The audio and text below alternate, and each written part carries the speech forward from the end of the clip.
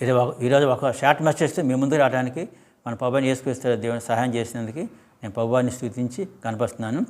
మన జీవితంలో ప్రకాశం మనం ఏం చేయాలి? మన జీవితంలో ప్రకాశించాలంటే మనం ఏమి చేయాలి? మూడో మాట దేని బిడ్డారా, మత్తయి సువార్త 17:1-2 ప్రభువుని యేసుక్రీస్తు తాబోరు కొండ మీద రూపాంతరం చెంది దేని బిడ్డారా. అప్పుడు యేసుక్రీస్తు మాపం యేసుక్రీస్తు వారి యొక్క ముఖము సూర్యుని వల్ల వెలుగుతుంది దేని బిడ్డారా, సూర్యుని వల్ల వెలుగుతుంది దేని బిడ్డారా. అలాగే మనం కూడా ఎలా రూపాంతరం చెంది దేని బిడ్డాలంటే రోమన్స్ 12:1-2 వచనాలు ఉంటుంది. మనం ఏం చేయాలంటే సజీవ యాగం మన శరీరం దేవునికి అర్పించాలి.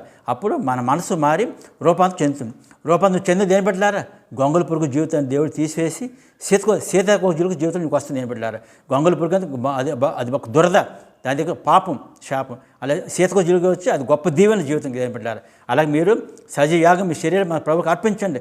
అప్పుడు మన మనసు మన రూపాంతరం చెందుతుంది. రూపం వచ్చినప్పుడు మన దేవుని గొప్ప దీవెన మనం పొందుకుంటాం.